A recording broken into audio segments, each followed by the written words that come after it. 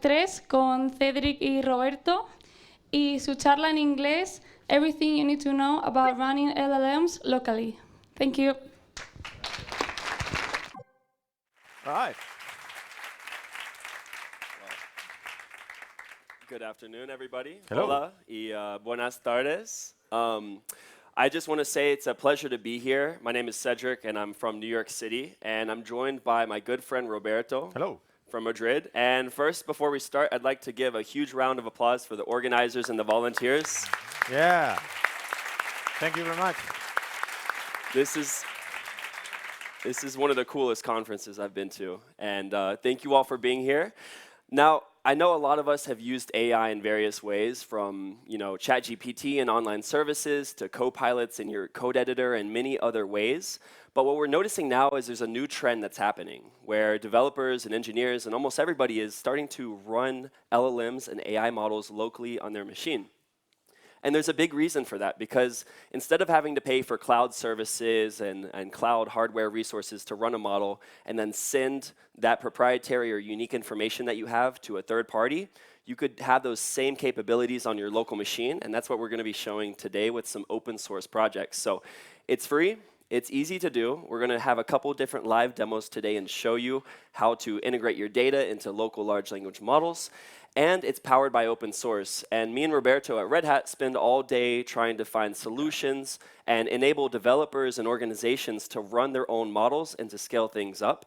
So without further ado, we're going to hop into the session. We've got some live demos, but I've been talking to Roberto recently, and I know you had some questions about local AI. I have a couple of questions. First of all, you told me that I can run my own language models in my locally, right? And also, there are plenty of open source tools. I can use it, but we have loads of different models. We have more than 1 million models, so which is the best? And I don't know, I have also my PDFs and my code base. I have my own applications. I'm a developer, and I don't know much around AI. Can you help me? Happy to help you. All right. Let's do it. So as you can see, we've got a packed schedule. We're going to talk about what it means to run your own AI, your own private and local AI on your machine.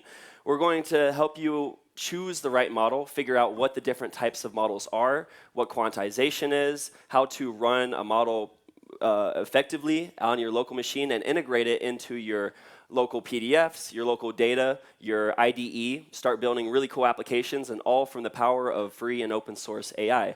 And to do so, we've got 3 different demos. We're going to be showing how to serve an open source model. We're going to show how to integrate it into your IDE to act as a pair programmer.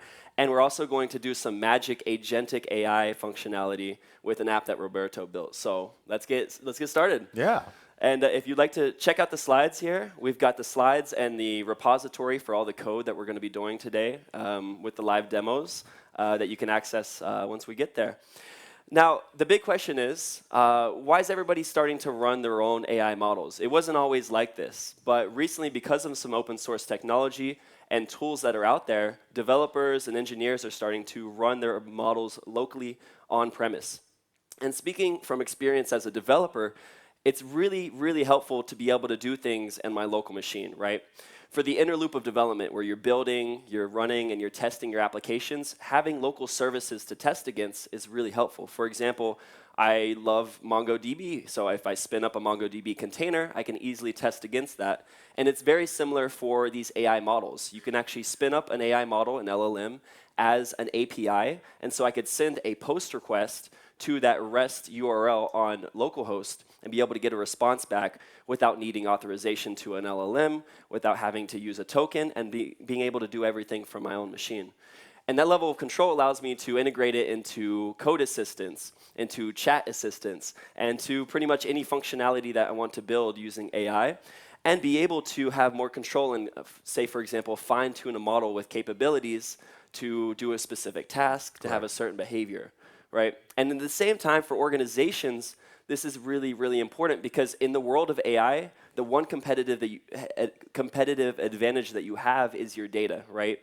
The data is the training material for these AI models, and to have a competitive edge means to be able to use your own data and keep it private. And by using AI that's local to you and your organization, none of that is going to, say, third parties or being used to train other LLMs. And at the same time, that means you're not locked into a hypervisor and that you're not locked into a certain cloud platform, and you could go anywhere with your application and the AI model that it's using. But listen, the AI landscape has been around for a while. This is about a year ago. It's called the MAD, the Machine Learning AI and Data Landscape. 1 year ago, they created this. Everything from monitoring to infrastructure to analytics and much, much more. And you might feel a little bit like this guy, Yeah, right? this is one of our previous managers, isn't it? Ah, yeah, I remember. Fair enough. Yeah. So you might feel a little bit overwhelmed, but thankfully there's a lot of tools that we're going to take a look at today to simplify it, and so you don't end up looking like Roberto here. Yeah, I'm this poor developer that I don't know how to do. So can you help me? I can definitely help you. This is actually, a developer like us trying to figure out how to manage the models, the runtimes, the inference servers, how to compress an LLM, how to have the correct prompt template. It can be very overwhelming, and we're going to simplify your life so this doesn't look like you. To do that, we're going to take a look at some open source projects, some very popular projects that you might have heard of. And I have a question. How many of us have played Super Smash Bros? A lot of fun. Nice. Really like it. I like Nice. you guys. I like you guys. So if you played Smash, you would know that you've got a lot of different characters. You've got Kirby, and Kirby's probably going to keep jumping. He's got the jumping power. You've got Samus. Samus can shoot the laser. Pikachu, he can run very fast. And in the world of AI, it's pretty similar because there's a lot of different tools for very specific use cases. And they're all designed to solve a particular challenge, right? For example, running LLMs on my local machine, or running them in a Kubernetes environment. Correct. Or a place that I can store the models. So we're going to take a look at some of these tools, All right? Let's start it. Let's do it. How many of us have heard of Ollama by chance? Okay. Nice. A lot of fun. Yes, great to see you guys. So Ollama, if you don't know the history behind it, was actually started by a Docker PM. So that's why when you do an Ollama pull to pull down a model, or a run a model, or a push to a registry, it's very similar to those Docker commands that we've been using for a while. And it's a simple CLI, but it's very extensible to, say, customize an LLM with what's known as a model file, very similar to Docker file, right? And what it provides, if you haven't used it before, is a CLI for different operating systems that allows you to run an inference server. So you have a CLI, you have an inference server, and you have a model catalog for quantized and optimized models for your machine. And if you haven't heard about quantized, we'll talk about what that means here in a little bit. Yeah. But this is one of the tools that most developers end up using to work with local LLMs. But the thing is, Ollama typically isn't used in production environments. What you'll typically see is a tool called VLLM. And VLLM is a research project that started at UC Berkeley. And the challenge was the modern runtimes and the inference servers weren't handling memory utilization the best that they could.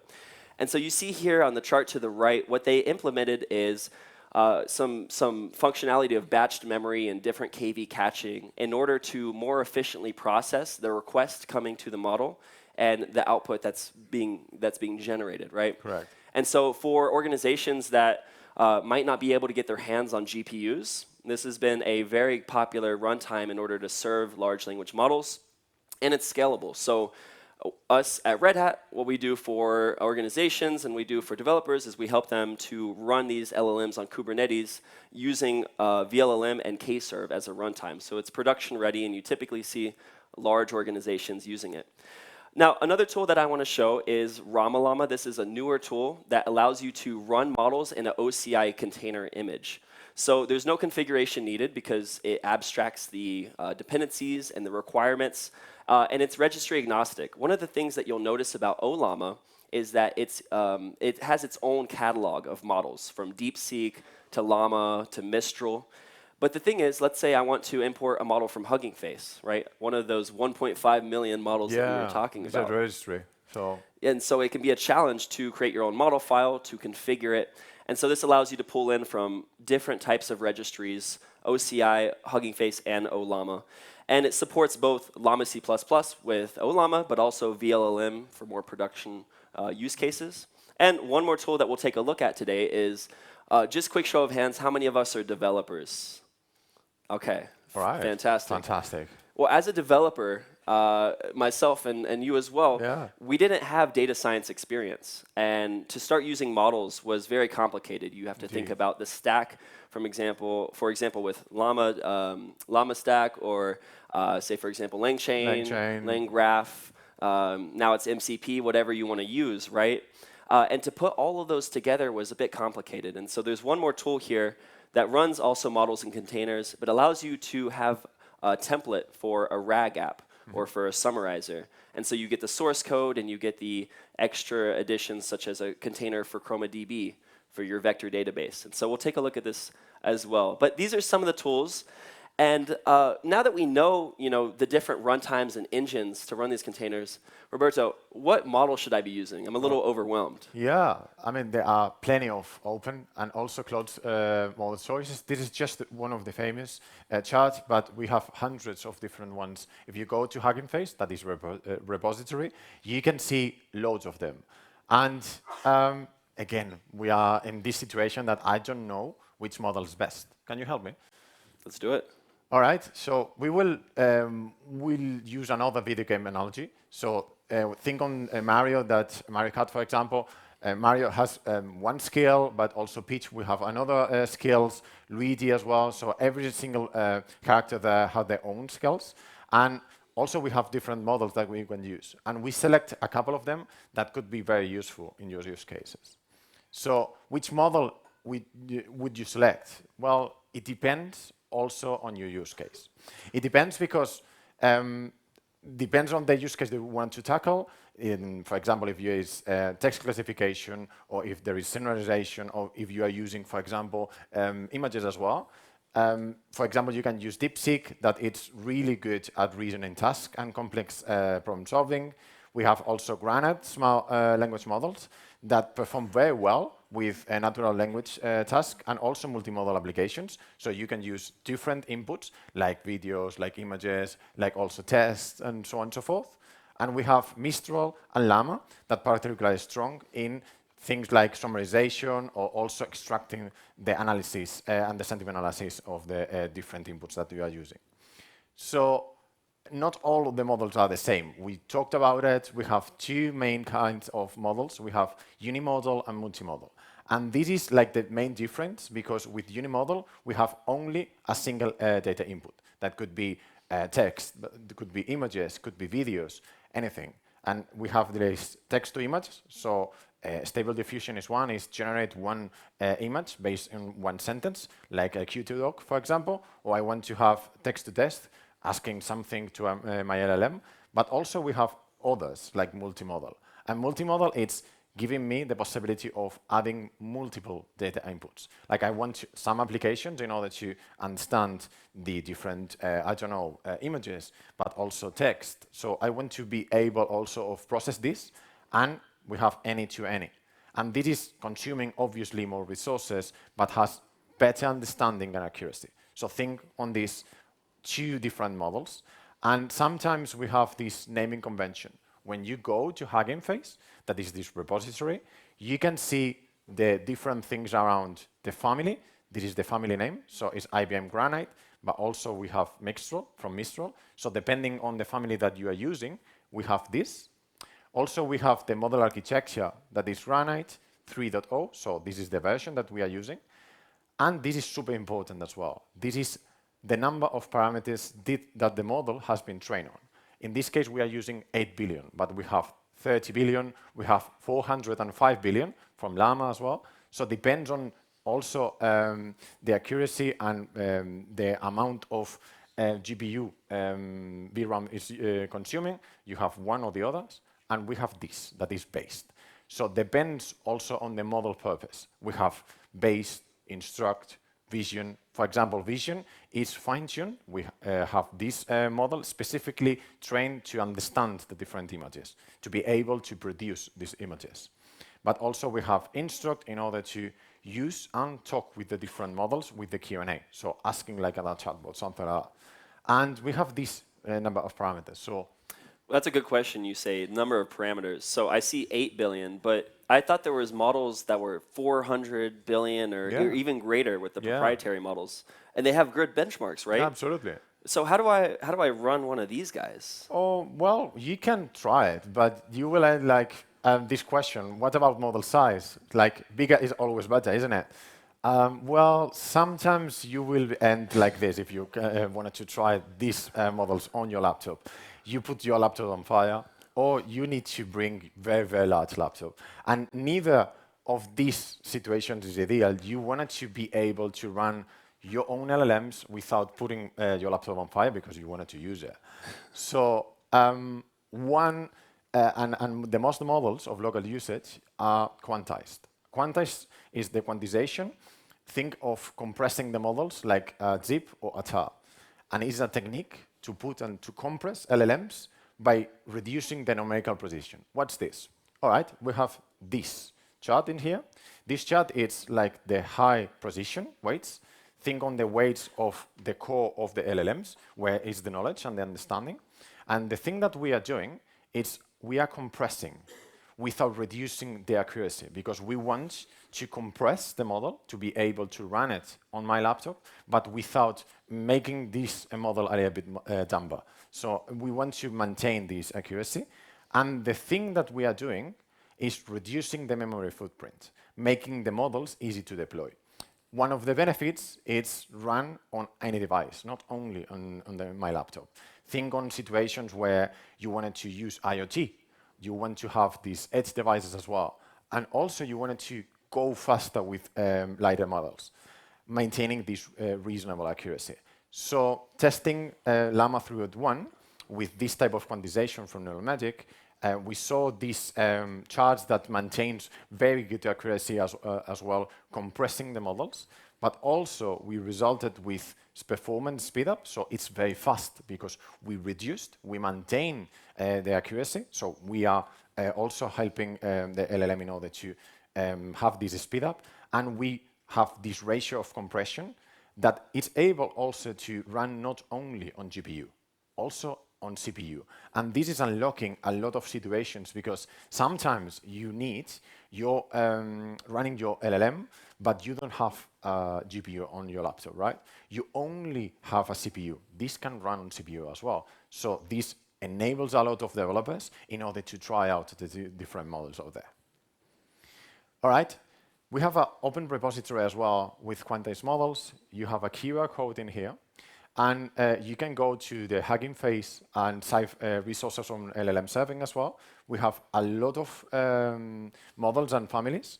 And as you can see, we have different formats, algorithms that can run in different hardware and cut the GPU hosts in half, ready to deploy the inference. So let me go to this. And I can show you this Neuromagic.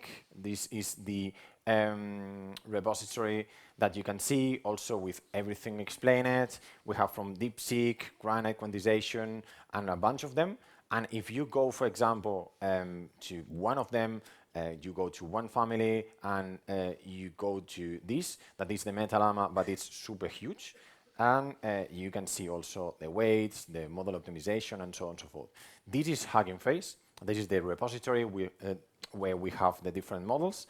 And as you can see, we have the different benchmarks that it's pretty good and maintains also the accuracy from the bigger model with these quantized models. So it's very good and maintains also the good ratio. So we can use it in our laptop, right? Brilliant. So, Cedric, I have a question then. We covered AI engine, so we have a check. We know how to run these models. We also checked the AI model. We talked around quantize and how to not burn our laptop using this. But how about my data? I wanted to use my data, right? Right. I personally think that AI without knowing you and your data isn't very helpful, right? It's very generic. That's right. It's a general large language model, right? But I want to use it with our data, you know? We have some fun demos that we want to show. The first one that we're going to take a look at to integrate these local large language models with our data is this idea of data interfaces. So if you think of the model server and the model as kind of the back end of our application, Then the front end would be this data interface where we can interact with our data, or we could use some type of utility to pull websites in and use that with our language model. And tools like this include anything LLM, which we're going to show, and Open Web UI. For example, we'll be asking some questions about TechFest. Yeah. Right? That'll be fun.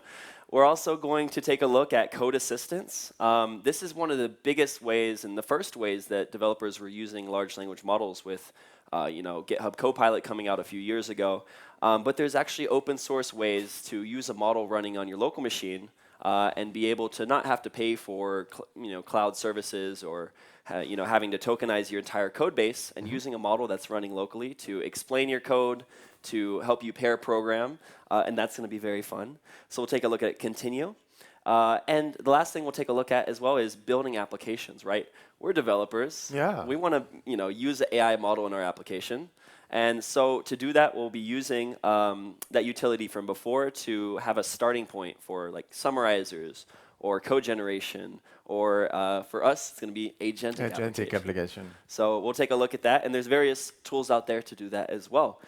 But let's go ahead and hop into this. Roberto, I know you have some cool demos prepared. Yeah. So without further ado, we'll take a look at how we can download a model, how we can serve it, and let's have some fun. Everything live demos, everything with generative AI, we love Risk. We love Risk.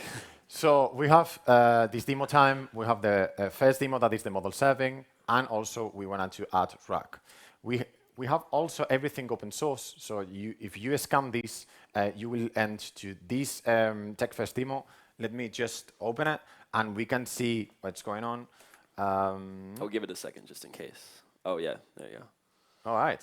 So we have this, and everything that you see, and you will see on every single demo, it's also open source, so you can see everything in here.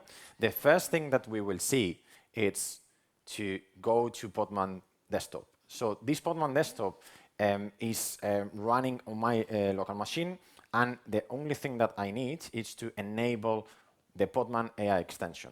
I already enabled, because I wanted to also use it in this live demo. And if I go to the dashboard, I will see in the dashboard different things. From recipe catalog, we already touched base. We have also the AI models and the model serving and the playgrounds and so on. But first of all, let's go to my catalog. And this is the different quantized models that we already saw that you can download and straight away use it. But this is not the only models that you can run. You can import it as well. As you can show, and if we check the Hugging Face, you can see the different models that from Neuromagic you can download it, and just drag and drop, and that's all. But we already have some services. So if we have this catalog and I wanted to run, for example, Granite 3.1 instruct GUF. GUF is a type of quantization. It's just super easy. It's just going to the new model, going to this, and selecting the new model that I downloaded. I have one running already, but it's just start and stop. You will see it in action as well. And we will end here. We will end here. Just give me a sec. And as you can see, we have the inference endpoint. We have the model in here that is running. And also, we have the client code. This client code is super, super useful. And as you can see, we have also the GPU inference. So it's running on GPU, but can be also running on CPU. The thing is that we are developers, right? We wanted to develop in different things. So if I go and I'm a Java developer, I can copy paste and integrate this straight away in my code. And also do the same thing with Golang, with Python. So I can just use it straight away, and that's all. But still, I need to go to the terminal, and I'm not very familiar with the terminal, right? Well, I am, but still.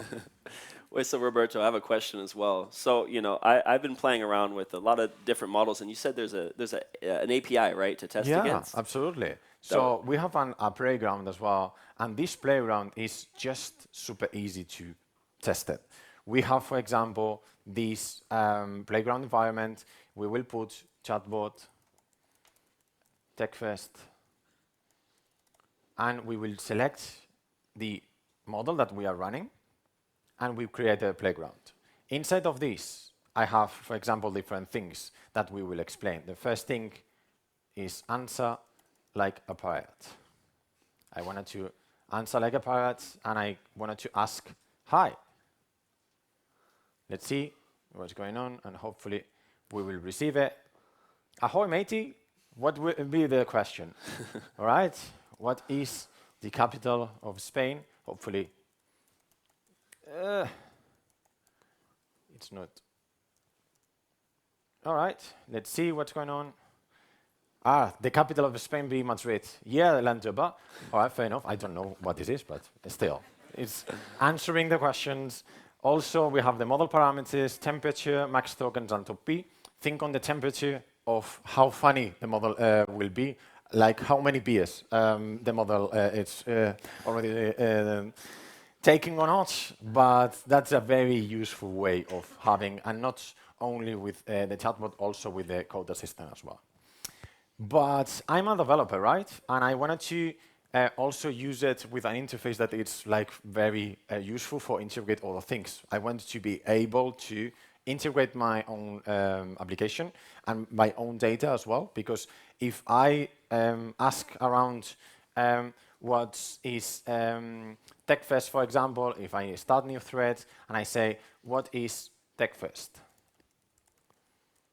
By the way, I integrated this super easy with the LLM, and this is capable of running Olama, is capable of running also others, but I'm selecting this model that it's running on localhost. So if you go to the model itself, it's just copy-paste. You need to copy this, you need to copy this, and you're all set.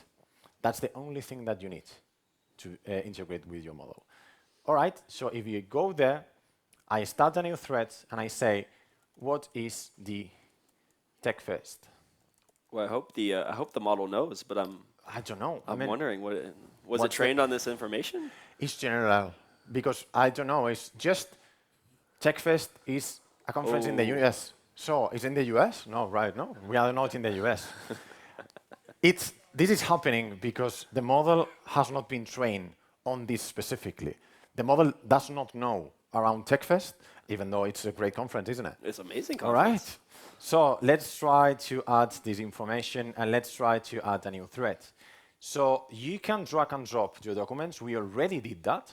And the thing that we already did, it's adding some PDFs. So we went to the program, and we downloaded the different sessions running, right? Oh, sweet. All right, so I wanted to show you these on the VS Code as well. We have these, and as you can see, there is a program with a bunch of different talks that we already feed them. So if we run, for example, this, and we ask different things around that, just give me a sec, that I'm asking, give me 5 sessions of the TechFest using the document attached. Hopefully, this understands. So the rationale behind that is we pick the different documents, and these different documents, the thing that we did is we create an embeddings, and we put these embeddings into a vector database. It's taking a little bit because it's grabbing all of these embeddings, grabbing all of these documents, putting and chunking the different documents, and as you can see, we have this. This answer is super accurate because it's going to the vector database, going to the source of information that I already updated, and it's adding and it is checking not only the name of the session, also by whom, and it's providing you with the URL that you can check, and also it's running this asking. And if you see this, there is show citations, and it's super cool because it's referencing where the data is coming from. And that's super important because I wanted to also check the accuracy, and I wanted to use my own models on my own documents, right? Right. And also we have this 43% match. All right, so that was the first demo, but we want to use also some code assistants. Still, I'm a developer. I don't know how much around how to use it, but our manager said that we need to develop with AI, right? And we wanted to put some applications but I'm not very fluent in Python, and I wanted to use some code assistant, but I don't want to go to anyone else and sell the code or put in my code in any place. I want to use it like locally, private. I want to use my own chatbot, right? All right. So first thing that I will do, it's coming back to the Podman AI lab. I will switch off and switch on my model. And the thing that I will do is use Granite 8B code instruct. As you can see, this is a Granite code that is a family of open source models specifically trained on model code system. So this is different from the previous model because the previous model has been trained and fine-tuned in question answers. So it's providing me a way of understanding and giving me, like, for example, a chatbot. But I want this that is from code. All right. So let's see with our playground if it works again or not. So let's check with give me a Python loop. And if this is working properly, we tested before because, I mean, it's live demos, but you know what I mean. And this is like, give me a Python fast API example with 3 rows. Hopefully, this will be helping me out as well. Yeah, 4. You think it can do? You think it can do FizzBuzz? I don't know. I mean, but this is a funny place. So this is like, just give me a sec, and I will create this again because it's kind of hallucinating, as you can see. And all right, so let's go to the README again. And the thing that I will do is integrate with Continue. As Cedric said, we have Continue, and Continue is an extension. So if we go to the different extensions, we will see that we have this. That is the leading open source AI code assistant. We already install it, and the thing that we will do is plug in directly with our LLM that is giving me this Python loop, very funny, but still works. Live demos. We tried this like hundreds of times, and this worked. Obviously, in the stage, it's failing. So, you know the drill. We'll give it another shot. Should we give it another shot? Yeah. All right. So let's give it a shot, and let's see this. But it's not responding. All right. Brilliant. Okay. Let's see this Visual Studio Code. But I already plugged it. And if I go to the Continue, the thing that I did is I plugged in the model itself. So if I go to the Podman desktop, I have my catalog in here, my services running, and this is my code instruct running. So I copy this, and I copy the model as well.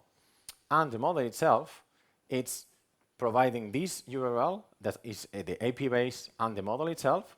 So if I, for example, open, I have my chat that I can walk, and I say, and I wanted to just open it and start another conversation. So let me just copy paste it again. We'll go to Continue. I open the full chat, and I say, hi, give me a fast API function. Hopefully, this will work. Hopefully. You know, generative AI, live demos. And yeah, just give me a sec. I will just start it again. Do you want to make a new? Yeah. So the good thing, though, is we were talking about how all of these are running in containers. So let's say you're building an application with that, that's already containerized. Well, you could just restart the model, and you could restart the application. So maybe we could start up a new container and then plug that into the extension. Yeah. And no more 4s, maybe. We'll see. No more 4s, hopefully. All right. In the meantime, I'll kind of point out some stuff here that we'll take a look at with the code editor. So one of the cool things is that you could use, say, a proprietary model. Like you could use a ChatGPT, you could use a Claude 3.7, which is pretty good. But yeah, you'll end up paying some type of fee, right? Because as these models have gotten to a larger token context, right, they're much better at understanding your code base. But then your code base is going to consume so many tokens that, as the token count increases, proportionately, the cost will increase at the same time. So that's why if you can run these models locally, right, you're going to save on those costs, and you're also not sending your data anywhere. I think we might have all seen those stories last year of engineers who used a proprietary model, and then someone else got their code, and it was a little bit of a kerfuffle. So you don't want that to happen, and that's the whole basis behind doing these local models. So. All right. So fingers crossed. Don't know. Finger crossed. And we have this one that I don't know if it's working or not, but maybe not. Just give me a sec. Let's go and let's start again. This one, that is the chatbot as well, that we will see in action. Hopefully, we will see in it. And again, there is a playground. We have the chatbot TechFest. We can test it, and hopefully it's starting again, because again, it's a service that needs to run a little bit. As we saw, there is this one that is the model parameters, and you can tweak it very easily. You can add the temperature, you can add the max token, and also you can change the different system prompts. You can do this directly from the prompts, but also you have the recipes catalog. So you have this, that is the recipes catalog, and because I'm not a like AI engineer, I just can go here and deploy, and I can deploy this straight away. So give me a sec, I will go to the playground, and I say, hey, and hopefully we will have this and will not boom. So, yay! All right, sweet. Back on track. Back on track. All right, so back on track, but we have our code assistant in here, and we have our Agentic app. The Agentic app, the thing that also I wanted to show you is that we want to add AI features to our apps. So we already developed our app. We have this front end and this back end. The front end is with Streamlit. The back end is with LangGraph and Face API. We wanted to be able to add the LLM, not just our data. We want to add the LLM also the capability of adding tools in like weather tools, Python calculator, web search, and so on and so forth. And we made all of this agentic. We made this in order to, instead of giving me the exact same question and answer very straight away, we need to be able to pause, to think, and afterwards to answer with more information, and all of this response from the weather tool. So first thing that I will do, it's go into my Visual Studio that didn't play nice before. So let's see if play nice with this demo. First thing, it's go into the terminal as well, and I will add this locally. So I'm again running this on my local host, and hopefully the backend is started. So I started this one, this piece, and I want this piece. So I have the LLM that is responding, not with force this time, hopefully. My LangGraph and my Fast API, and also the Streamlit. I need to deploy the front end then. I need to open another one. I will answer, and I will run this. And this is my Agentic application. And I have also my chatbot and my LLM running. So this is like the front end deployed, the backend deployed, the LLM, and also I enable some tools. So let's see what's going on when I ask stuff. Like I have the model in use, I have my API that is ready, and also I have the enable tools. All right, so let's go with my Visual Studio Code. Let's make this a little bit. I go here, and I ask, for example, one question around just give me a sec, a very complex question. It's calculate the area of a circle of a radius of 7 meters and determine how many such circles would fit, blah, blah, blah, blah. All right, super complex, I'm not able to do it.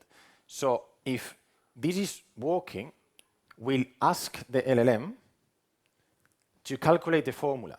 And it's going to another tool, going to my Python repo in order to grab this tool, and afterwards it's calculating everything after searching online this. And it's giving me the proper answer, not only the answer of how many circles and the number of circles, also the final answer, because this is reasoning. And this is how we can integrate different tools and different pieces in order to do it. So if I go here, we also showed how you can integrate LLMs with your app frontend, with your app backend, and with the different tools. Well, that was a good demo. No force. So well, thank you, Roberto. That was phenomenal. And check out the repository online if you're interested in that. But we've taken a look, right, at some of the data interfaces, those open source tools with, say, for example, anything LLM. We take a quick look at Continue. We'll get back to that later. And we also took a look at, building applications and how you can get started as a developer. But this is just a small example of what you can do with these models. These are just language models, but you can also work with, for example, audio to text or different types of modes. And we're really excited to see what you guys want to do with local AI and private AI and the things that you're going to build. So with that, I want to say a big thank you. We've taken a look at running your own LLMs, which models to use, and how to integrate it with your data. But if you'd like to check out the slides or connect with us online, feel free to do so. Again, a big thank you to the organizers, and thank you to you all for being here on behalf of Roberto and I. Gracias. Gracias.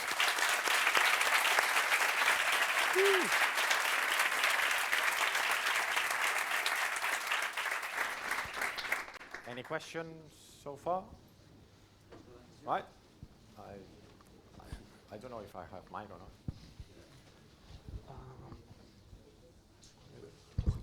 Can you hear me? Okay, congratulations first for your presentation. It was awesome. I love the demo and all the resources that you give us to us. So I have a question regarding computational requirements to run these LLMs. So for instance, I saw that you're running on a Mac. Which are the base requirements to run these models, and how costly can be for running an application like this or whatever That's application? a very good question. The question was a very good, accurate, because depend also on your laptop, and depends if your laptop has a GPU or not. So this is running with the own GPU of my MacBook, but you can also run on CPU. But obviously, the accuracy and the tokens that it's provided depends. So if you want to run very big models with your CPU, you will not be able, but you can run smaller models with not very bad precision, but still you can use it. So depends if you, for example, have a new laptop that does not have a GPU, you can still use the CPU, because that's exactly Ramalama and also the Podman AI with the quantization it's designed for. So you be able also to use this type of models. Right. 100%. And I would say general guidelines of, let's say the model parameter count is 8 billion. Yeah. You need what? How many gigabytes of It's, RAM? I think there's a calculation. For more or less of VRAM. So Right. it's like the general RAM that is running on my laptop, but also the GPU has their own RAM that is VRAM. And this is the one that is loading all of the calculations that the LLM needs. So if your laptop has a GPU, you can use it, 100%. Thank you very much. Mm-hmm. Thank you. Great question. Any question? We have one back there, and I don't know if I have time or not, but we will be on risk, mate.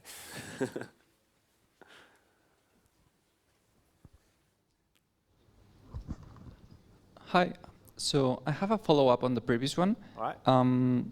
Also about resources. So if you are running your own LLM on your laptop, does it take resources just while answering just a prompt, or the whole time? And if you have like several different models, because you have one for summarizing and another for code, do you have to have all of them in memory, or are they in disk and only loaded while using them? You are loading the one thing that is called safe tensors.